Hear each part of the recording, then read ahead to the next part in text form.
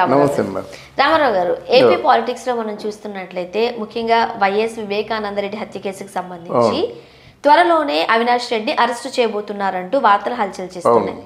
సాధ్యమే అంటారా అవినాష్ రెడ్డిని అరెస్ట్ చేయడం? అంటే మనకి కోర్టులన్నీ ఏం చెప్తున్నాయంటే సాక్ష్యాలు ఆధారాలు అన్నీ ఉన్నాయి.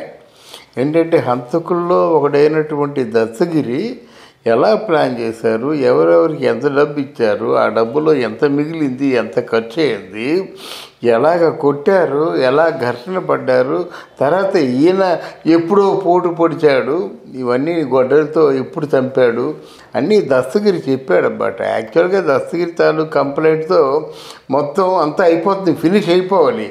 కానీ అటు సైడ్ ఇంకా బలమైనటువంటి వ్యక్తులు ఉండడం చేత దస్తగిరి అప్రూవర్గా మారినటువంటి దస్తగిరి ఇచ్చినటువంటి వాంగ్మూలం కరెక్ట్ కాదని చెప్పారు. మళ్ళీ సిబిసిఐడినే పెట్టారన్నమాట. కోర్టులు కూడా ముట్టుగా వేస్తున్నాయి. సిబిసిఐడికి కూడా అంతు చెక్కటం లేదు. దాని మీద అంటే ఆ ఇష్యూ మీద ఎవరైతే బాగా కల్పించుకున్నారు, ఎవరైతే హత్యకు కారకులో వాళ్ళు చాలా మంచి స్థానంలో ఉన్నారన్నమాట. ఒక సంఘంలో గౌరవప్రదమైన హోదాలో ఉన్నారు కనుక వాళ్ళు ఏమి అనలేకపోతున్నారు. తర్వాత వాడు కనుక బలమైన వ్యక్తి ఉన్నాడు కనుక తడపడాయిస్తున్నారన్నమాట. ఇక్కడ అంటే ఇది ఎంత దూరం వెళ్ళిందంటే వాళ్ళిద్దరినీ పట్టుకొని వాళ్ళకి ఏదైనా జీవితగైతో ఏదో వేద్దాం అనుకున్నట్టయితే ఒక ముఖ్యమైన వ్యక్తి బజార్లోకి వస్తాడు హంతకుడిగా. ఎందుకంటే మనకి హత్య చేసే వాళ్ళకంటే హత్యకు పురికొల్పిన వాళ్ళే నేరస్తులు, పెద్ద నేరస్తులు. అర్థమైందా? కనుక హత్యకు పురికొల్పిన వాళ్ళు ఎవరు అందరికీ తెలుసు. వాళ్ళని మామూలుగా ఇప్పటికే ఆయన మీద 13 కేసులు ఉన్నాయి. ఇది 14వ కేసు అయితే అది తట్టుకోవడం కష్టం. కనుక ఆలోచిస్తున్నారన్నమాట. ఆలోచిస్తే మరి కోర్టు ఎందుకు ఊరుకుంటుంది? ఊరుకోదు కదా. ఇప్పుడు ఎన్వి రమణ వెళ్ళిపోయాడు, ఇంకోరు వచ్చారు. అన్ని కోర్టులు కూడా ఏమిటి మనకి సాక్ష్యాలు ఆధారాలు అన్నీ ఉన్నప్పటికీ మీరు ఎందుకు క్లియరెన్స్ ఇవ్వటం లేదు, ఎందుకు క్లారిటీ ఇవ్వటం లేదని అడుగుతున్నారు. వీళ్ళు ఏమి చెప్పలేకపోతున్నారు. సునీతనేమో హెచ్చరించాడు, ఏంటి పిచ్చిదాన్న నీకేదో ఆ కేసులో నీకేమొస్తుంది, చనిపోయిన వాడు మీ నాన్న ఎలాగే చనిపోయాడు, మీ నాన్న అంటే నాకు కూడా మా నాన్నే కదా చనిపోయినాడు, వదిలేసే మర్చిపోతాం, ఇప్పుడు ఏం పోయింది అంటే లేదు నా తండ్రిని చెప్పిన వాడిని తప్పకుండా బయటికి తీస్తానని చెప్పేసి ఆవిడ చెప్పడంతో ఆయన కోపం వచ్చి ఆయనంటే అర్థం చేసుకోవాలి, మరి నేను చెప్పను అంటే ఆయన కోపం వచ్చి ఏంటి చెప్తే ఈ పెద్ద నీళ్ళుతున్నాను, నా 13 కేసులు ఉన్నాయి, 14 కేసు అవుతుంది, ఏమంటాను ఇవ్వకపోయినట్టయితే ఆయన పార్టీ మారిపోతాడు. పార్టీ మారిపోతే ఏమైనా మీరు చేయగలరా? బీజేపీలో కలిసిపోతాడు. అక్కడే న్యాయస్థానం ఒక్కసారి ఉలిక్కి పడిందన్నమాట. అంటే పార్టీ మారిపోతే ఏమి చేయలేవా? మనుషుల్ని హత్యలు చేసేసి పార్టీలు మారిపోతావా? ఇంతేనా? ఇదేనా మన మన మన తాలూకు భారత శిక్షా స్మృతి ఎలాగే ఉంటుందా అనేటువంటి ఆ న్యాయస్థానం ఉలిక్కి పడింది. దాంతో ఒకవేళ ఈయన్ని కానీ వదిలేసినట్టయితే ఇంకా 10 మంది తయారవుతారు. 10 హత్యలు చేసి 10 మంది ఏది లీడింగ్లో ఉన్న, ఏది పరిపాలనలో ఉన్న పార్టీ ఉంటే ఆ పార్టీలో మారిపోతారు. అదేనా న్యాయం? అదేనా చట్టం? అదేనా ధర్మం? ఇన్ని మీమాంసలు వస్తాయన్నమాట. ఇవాళ లేటెస్ట్గా మార్నింగు ఇవాళ షర్మిల అడిగిందన్నమాట.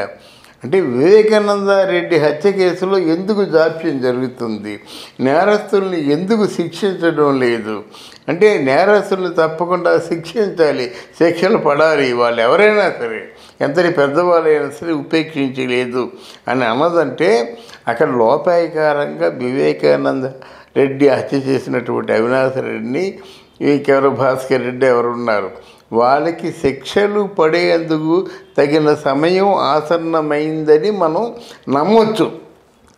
అంటే ఈవిడ ఏంటంటే ఇక్కడ మన జగన్మోహన్ రెడ్డికి యాంటీగా తయారైంది. జగన్మోహన్ రెడ్డికి ఆల్మోస్ట్ ఆయన ఏదైతే చెప్పకూడదని కోరుకున్నాడో అదే చెప్తుంది ఇక్కడ. సో రాజకీయంలో సరికొత్త కోణం ఇది, సరికొత్త మలుపు. రేపొద్దున్న అవినాష్ రెడ్డికి శిక్ష పడినప్పుడు కూడా ఆశ్చర్యపోనక్కర్లేదు. తర్వాత మీరేం చేసుకుంటారో చేసుకోండి, కానీ మొత్తానికి మాత్రం అవినాష్ రెడ్డికి శిక్ష పడే కార్యక్రమం ఉంది. నిజంగానే సిబిసిఐడి చేత ఆ పని చేయించగలిగే సత్తా ఉంది అనుకోవచ్చా? అంటే ఇది న్యాయస్థానం అండి, న్యాయం అండి. ఇది న్యాయం ఏంటంటే కోర్టు ఎప్పుడు అక్కడ అంటే రుజువులు సాక్ష్యాల మీద డిపెండ్ అయి ఉంటుంది కోర్టు. మనం మాట్లాడినటువంటి మాటల మీద డిపెండ్ అయి ఉండదు. వాళ్ళకి ఏవైతే అంటే రుజువు అయ్యో ధృవపరచబడ్డాయో కోర్టు కంటే ఒక సాక్ష్యాలు ఆధారాలు, ఈ సాక్ష్యాధారాల మీద ఆలోచించేదే కోర్టు. ఆ కోర్టులో ఒక సెక్షన్స్ ఉంటాయి. జనరల్ గా సిబిఐ లాంటి సంస్థలు అవును గవర్నమెంట్స్ కి లోబడి పనిచేయకూడదు. పరిస్థితులు ఏ విధంగా కనిపిస్తున్నాయంటే ఎక్కడ గవర్నమెంట్ ఉంటే దానికి లోబడి పనిచేసే సందర్భాలు మనం చూస్తూ ఉన్నాం. అదేనమ్మా, మనకి భారతదేశంలో ఇప్పుడు ఒక సరికొత్త మార్పు ఏమిటంటే పోలీసులు ఒక ప్రభుత్వానికి లోబడి, పోలీసులు ప్రభుత్వానికి తొత్తులుగా పనిచేయకూడదు. సిబిసిఐడి కూడా గవర్నమెంటు ఏమి చెప్తే అది చేయకూడదు, పాలకవర్గం ఏమి చెప్తే అది చేయకూడదు. అది మారే రోజులు రావాలి. ఆ మారే రోజులు రావాలంటే మళ్ళీ ఇక్కడ రాజకీయ నాయకులు మారాలి. రాజకీయ నాయకులు కూడా మిస్టర్ క్లీన్గా ఉండాలి. లేకపోతే మిస్టర్ క్లీన్గా లేకపోతే నువ్వు చెప్తే నేను వినేది ఏంటయ్యా, నీ సంగతి మాకు తెలీదా అనే పరిస్థితి రాకూడదు.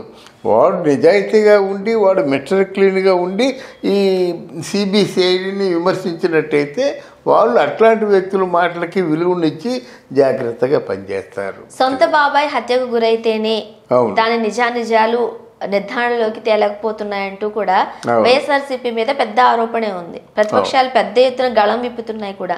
అయినప్పటికీ పట్టించుకున్న దాఖలాలు మనం ఏం చూడట్లేదు. ఎందువల్ల అంటారు? ఎందువల్లంటే ఇక్కడ రాజకీయంలో ఒక పీఠం అంటే కుర్చీ, ముఖ్యమంత్రి కుర్చీ అన్నది ఎలాంటిదంటే మనిషికి అనుకోకుండా ఒకసారి పెద్ద పులికి మనిషి రక్తం రుచి మరిగినట్టయితే అది గడవలో ఉండదు. అర్థమైందా? దానికి ప్రాణాలు పోయినంత వరకు, జనాలు తీసినంత వరకు జనాల మీద పడుతుంది. ఆ పచ్చినెత్తులు తాగి తిరిగి వెళ్ళిపోతుంది. అలాగే ఇక్కడ ముఖ్యమంత్రి పీఠంలో అంటే అధిష్టానంలో సింహాసనం మీద ఎవరైతే కూర్చుంటారో వాళ్ళు ఎవరు లేరు, తల్లి లేదు, చెల్లి లేదు, భార్య లేదు, కుటుంబం లేదు, ఏమీ లేదు. ఆ సింహాసనే ఉంటుంది. ఎందుకంటే అదొక మైకం అంతే.